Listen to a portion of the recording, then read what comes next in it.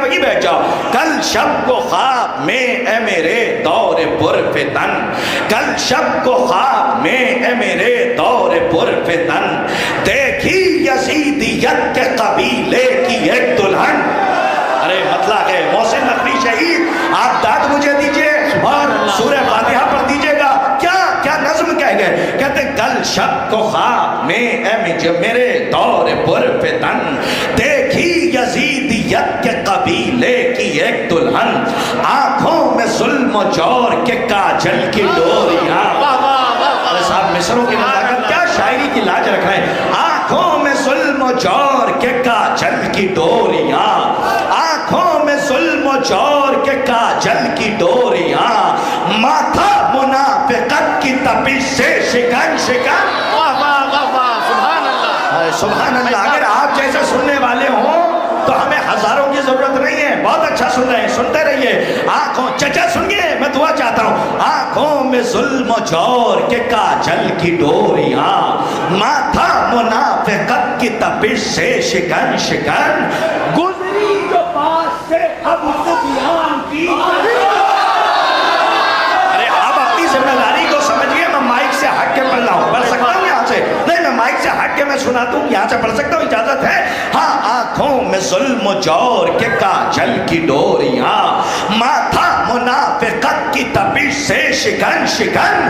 ارے گزری گزری جو پاس سے ابو سفیان کی گلی, میں نے کہا یہ کون ہے بدکار. ارے سلامت رہیے, حال آپ کو آباد رکھیں. بھئی یہی مجمع مجھے چاہیے, بس یہی آپ مجھے دے دیں. پوری رات مجھے وقت نہیں ملا کیونکہ وقت اوقات سے باہر جا رہا تھا. اب وقت ہے کہ میں کلام سنا دوں, اور اس کلام کے بعد وہ جو ایک فرمائش اور ہے وہ انشاءاللہ وقار بھائی یا شمس صاحب کو بلانے سے پہلے, کہ آنکھوں میں ظلم و جور کے کاجل کی ڈوریاں, ماتھا منافقت کی تپش سے شکن شکن, گزری جو پاس سے ابو سفیان کی کنیز, میں نے کہا یہ کون ہے بدکار و بدچلن, دکھتی تھی دور سے ہی وہ بو جہل کی بہو. اما میں نے مصرع پڑھا ہے, چاہے جیسا سنیے. دکھتی تھی دور, اما مصرع سنیے, قیامت کر گئے. عیسیٰ بھائی اگر مصرع پہنچے تو دعا دستے دعا بلند کر دیجئے گا. اس حقیر فقیر عبد ذلیل سراپے تقصیر بتوقیر کے لیے مولا آپ کو سلامت رکھے.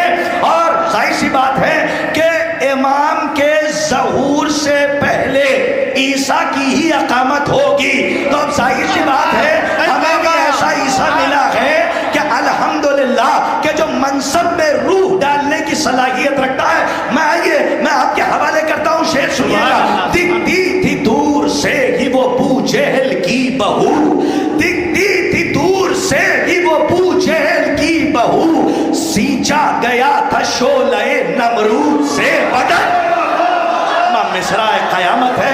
علامہ محسن نقوی شہید کے اللہ درجات بلند فرمائے. آخری شعر, سارے شعر میں نے چھوڑ دی, آخری شعر. ہاں, یہ شم تبریز صاحب کو بہت نظم پسند ہے, میں بس ان کے ہاتھوں سے بھی دعا چاہتا ہوں, سنیے گا. آخری شعر جس کے لیے آپ بیٹھیں, کہ آنکھوں میں ظلم و جور کے کاجل کی ڈوریاں, ماتھا منافقت کی تپش سے شکن شکن, دکھتی تھی دور سے ہی وہ بو جہل کی بہو, سینچا گیا تھا شعلہ نمرود سے بدن. ارے ہوٹوں پر منقبت تھی سعود و یہود کی, ہوٹوں پر منقبت تھی سعود و یہود کی, باہوں میں ڈالروں کی جھنا جھن جھنن جھن.